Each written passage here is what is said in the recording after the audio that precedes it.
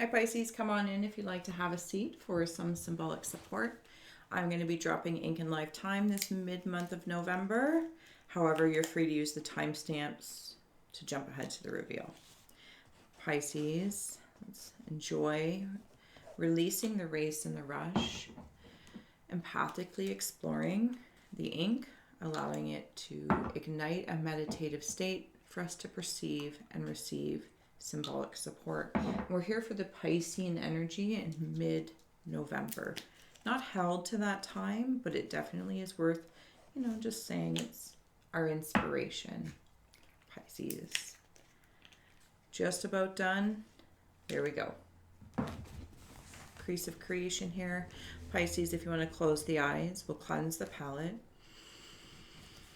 Releasing the race and rush, activating the abstract mind and ancient awareness to perceive and receive symbolic support. Whenever you're ready, Pisceans, we'll see what the ink says to your psyche and psychic senses. And as always, thank you for holding space for me to share my insights. There we go, Pisces. If you'd like to take a screenshot so you can scry on your own time and terms, and see what speaks to your intellect, intuition, and imagination. Pisces. I do want to give it a little sponge before that runs all over me. There we go. All right, Pisceans. Ooh, I'm seeing, is that Dumbo? Yeah, like a little elephant of luck. That's what I'm seeing. And not that little is significant in its measurement of giving luck, but it's like you have this charm with you of an elephant. Thank you. It's a charm, like a little power object. There is this being with deep red, so it might be in your lineage or ancestrally speaking. Could be a parent, alive and gone, grandparent, or simply from another lifetime, Pisces. But they are like gazing over this elephant. You might be somebody's luck charm, Pisces. Could be you. You just might be the good luck charm. Because like as this elephant is walking along the browns and whatnot here, it's like this guide could be with you that is just massive. You are never alone is what I hear. If anyone is feeling lonely, you're not alone. You are definitely not alone like this. It grows more love with you as this entity being guide energy grows, because they see you as luck. Like you are their luck. And it's almost like your existence, like they're lucky to have you, if that makes sense. There's some sort of like, well, they're lucky to have you. But that doesn't need to mean that you need to put up with vultures, because I'm seeing a vulture in there as well. Yeah, it's definitely a vulture. So whenever you step forward to vultures, though, it's like this guardian becomes even bigger behind you. I mean, just because you're luck, like you're a lucky energy, doesn't mean you need to put up with, you know what I'm saying. You don't need to put up with it. I'm also getting the sense, Pisces, that if you might have been in the recent past or the recent present, or could be stepping forward through something where it seems a little scary. Like I can see Dumbo. I can't actually remember the movie, but that's not the point. So Dumbo has this beautiful innocence, and if I recall, there's something about the ears being too big, and that's how Dumbo flies. So that may have a feeling for somebody. Like if you're feeling down and out on yourself right now because, I'm too curvy, I don't have, a flat stomach, or I have curly hair and I want straight hair. I don't know. Do you know what I'm saying? Or maybe you're missing a limb, or you have a scar somewhere. I really, like, the list goes on, and I'm not doing that in a discompassionate way. I get it because it's the very human aspect of it. But something about Dumbo is coming through to say what could be seen as a fault or a disfigurement, or I don't know any other words in that area. Those are the two that like came bursting through my mind. It's saying, and it ends up being Dumbo's best asset to be able to fly and not even stand out amongst the rest, literally rise above them, rise above the fray of these vultures that kind of can get loud sometimes. Now, whether this is internal, and I'm hearing this from like I don't want to say self-sabotage necessarily, but I feel like it's like self-doubt.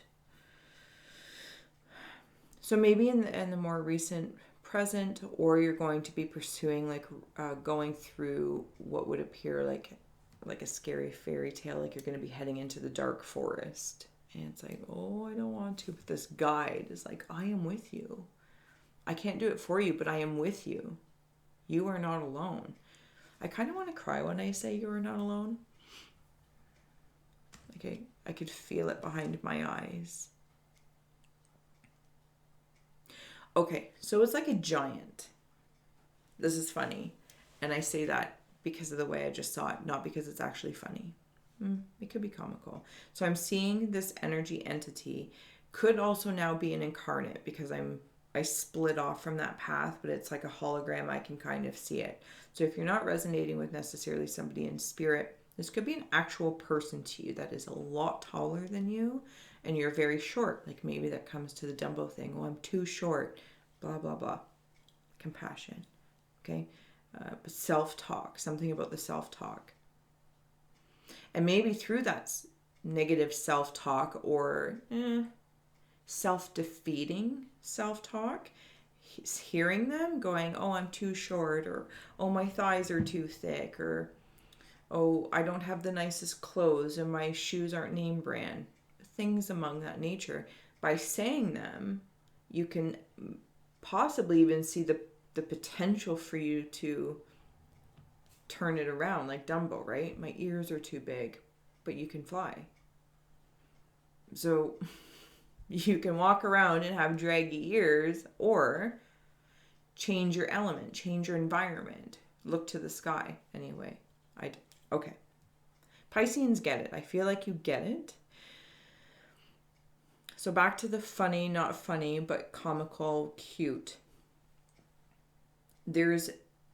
If you're not resonating with the spirit guide necessarily, or you are feeling alone, it could be an incarnate person that is a lot bigger than you physically, or has a bigger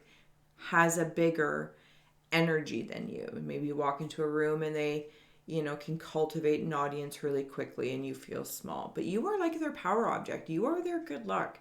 It's like if people were at bingo and they have things around them, because no matter if that, piece of fluff or a lighter, it doesn't matter what it actually is, it's what it's imbued with. And the beauty in the eye of the beholder knows that.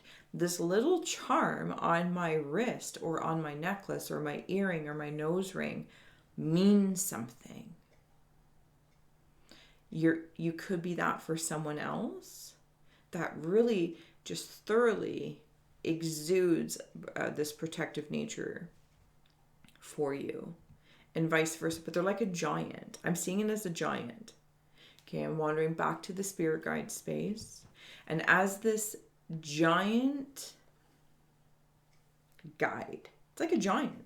Like, it's a giant. I haven't even left the space of your ink blot yet. I love it.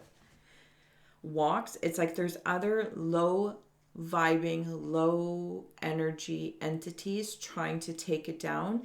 And now I'm seeing like it's a Game of Thrones, there's the big giant in it, and he can like take a bajillion arrows before he befalls.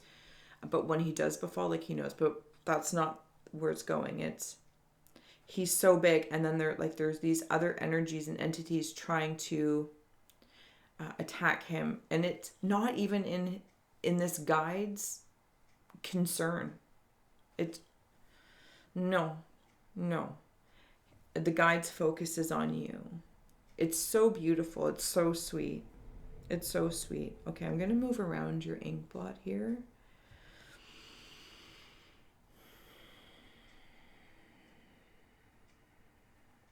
Okay, that dark fairy tale kind of forest feeling, or these vultures, they have a block around them. Now it's slightly tilted, and I feel like it's because you're going to choose how much you're going to engage with them. And I'm seeing very specifically, I don't have one with me where I wouldn't be able to make a mess. But say you're going to like catch a spider or a mouse trap or something, right? And the box or the cup comes down. And you want to lift up to see. Depending on the Pisces curiosity, or the pies as I like to call you, because you're the piece of the pie. Depending on how much you lift it up to see if you got the bug, will depend on your interaction with them, internally or externally. There's also a wolf howling at the moon, very typical at the moon. I don't know why, it's not showing me why. And I'm seeing a brass butterfly, very, very specifically a brass butterfly. I don't know if this is another charm or a meaning for somebody, like maybe you have a brass or something along the lines. It doesn't have to be brass. It could be wood, or it could be a drawing in chalk, but it's imbued with the beauty of brass. I'm going to flip it to win it here. Pisceans.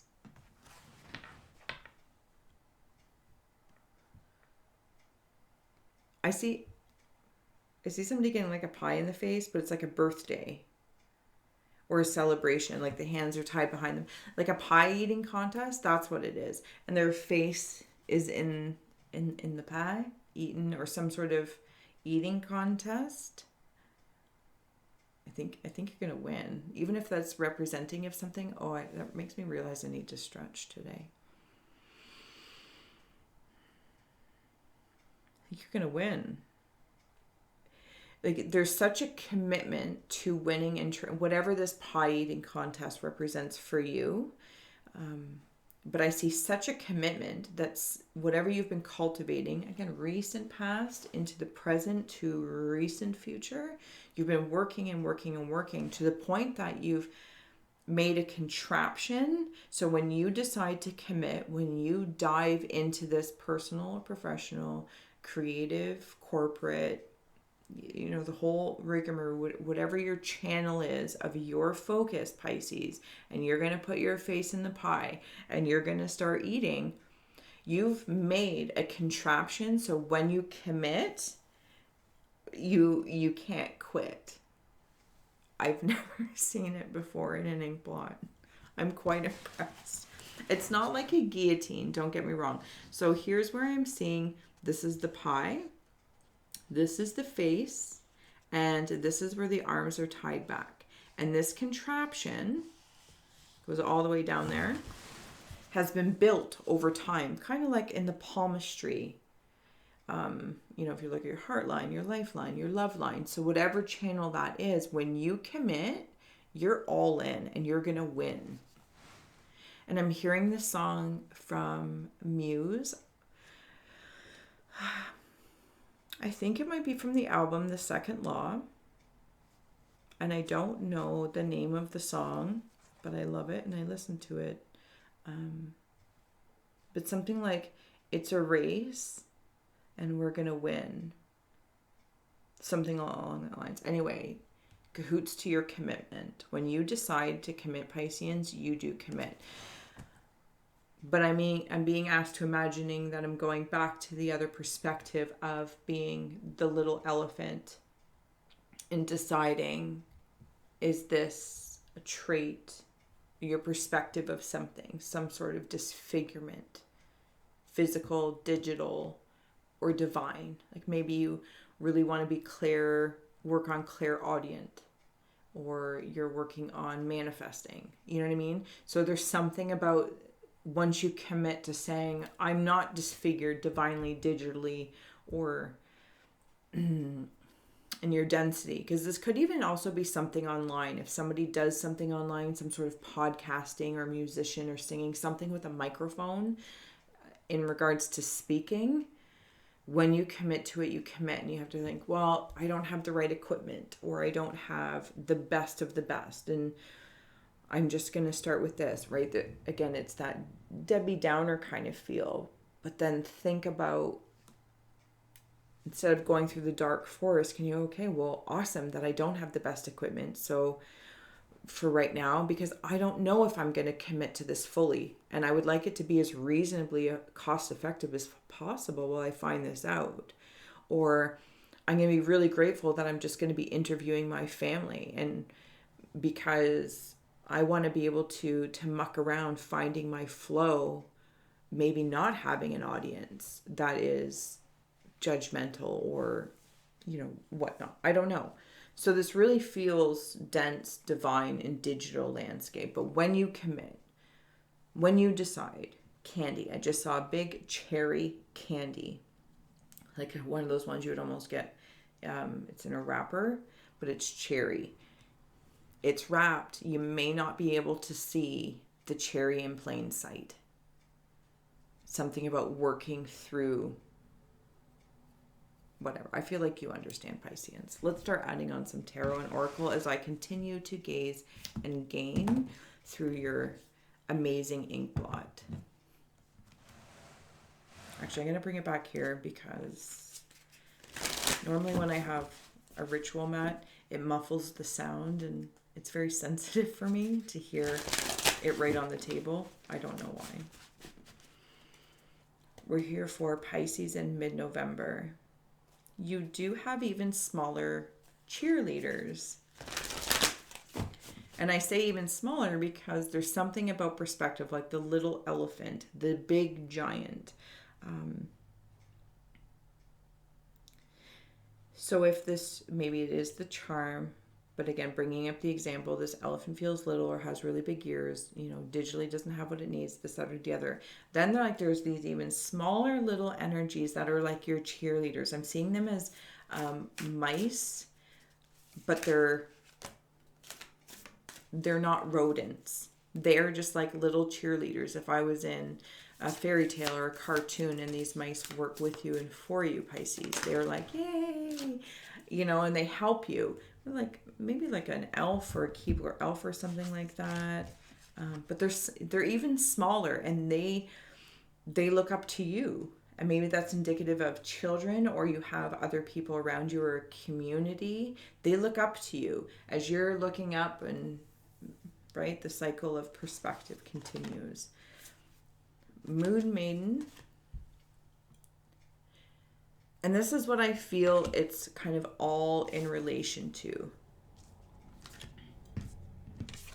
See, this guardian being feels like it appears one is holding up the whole moon. But it's how it appears.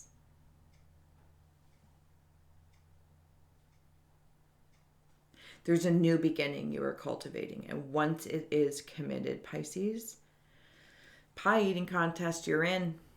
You're in. Now, if that means you maybe you're making a clear commitment to say, I'm going to try this podcast, or I'm going to try this exercise, or I'm going to try this reading this book on a topic I'm not entirely sure I'm interested in. You might say, I'm going to give it 2 weeks, or I'm going to give it 2 months. I want to interview or podcast with people for 6 months and see how it goes. That's not the start and the end, but the Pisces is like taking the beauty of the fluidity of being able to flex and say, I don't need to commit forever, but I would like to be really efficient in what I can commit to and be clear about that. Because I'm curious and I have care and I want to, but is the candy there? Is the bonbon there? The eye of intentionality. Yeah, that's what it is.